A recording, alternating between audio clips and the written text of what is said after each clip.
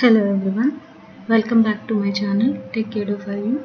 Today we are going to discuss about the utilizing resources and media concept in the mobile application development.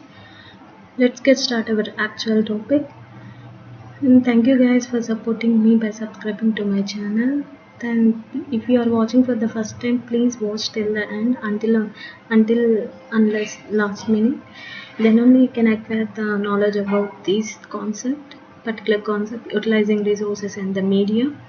And when we go with here the utilizing resources, the resources in the Android program or Android project, whatever the project we are designing, that can be refers to the external files. Those are hold the informations, information such as the strings, images, layouts, and the audio.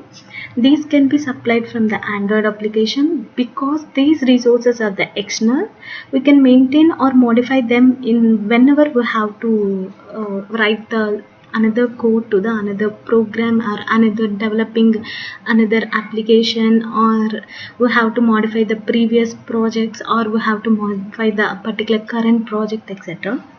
And these resources are broadly divided into three categories, mainly values, drawable, and layout. And these can be stored in the RES folder. RES is nothing but the resource folder of our project hierarchy. These value resources turns into represent the resources such as the strings, colors, dimensions, styles, and integer arrays, etc. These particular code can be written in the string.xml file in the values folder, and some of the files can be we can write some of the files. These types of resources can be stored in the subfolders as it is. The types of folders: first, after creating the project, we have the app.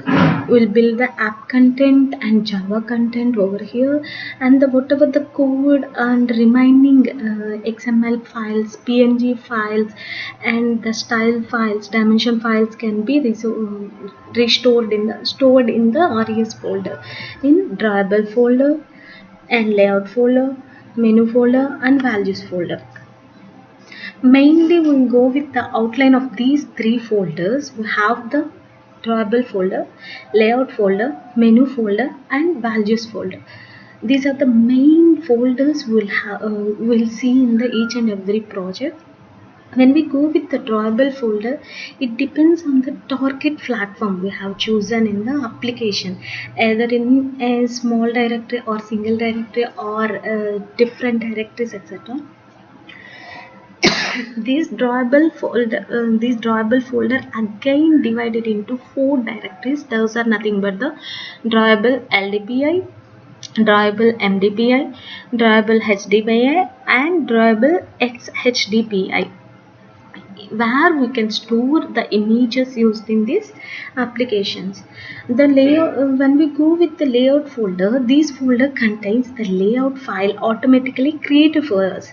By default, the name assigned for this layout folder is activity_main.xml. Activity_main.xml, but we can assign any name to it, but by default it assigns as activity_main.xml. And next we are moving with the menu folder. This folder contains the XML files that represent the application menus for the particular project. Again, the default name arranged these to the XML folder would be the activity_main.xml, but here also we can change the name whatever we want. And next, values folder. In this folder, by default, it contains the XML file that is nothing but the strings.xml. These can be used to define the values that includes the strings, colors, dimensions, styles, integer arrays, etc. And we can also create the individual XML files for each these resources. Instead of creating a particular file name styles.xml, we can declare this styles.xml as a standard file. And when we go with the platform's default light theme, the following list of XML files can be created, and we can create in the values folder itself. Those are nothing but the arrays.xml, colors.xml, daemons.xml, strings.xml, styles.xml. These are the 5 folders, default files we are using in this folder. Arrays.xml file is used for defining the array resources, colors.xml for defining the color resources, that defining the color values, and the dimensions.xml for defining the dimensions resources to the standard certain application measurement, string.xml for defining the string resources, styles.xml for defining the resource format or changing the appearance of the views or application. Style.xml file can be used over here. Next we are moving with the another folder, that is nothing but the values v11. This tells about the API level 11 or higher. Here we are using the default theme, nothing but the holographic theme. For in the theme we have to change or we have to override the styles.xml folder file. This is also resides at the res/values folder, and again another folder values v14 that tells about the API levels 14 and or higher. This is also resides at the res/values folder only, and here also we can change the styles.xml file. We'll override the styles.xml file. These are the basic files, and for creating the value resources we use the string colors, dimensions, integer arrays, and all in the XML storage files. The common but most commonly the string resources is named as the string.xml.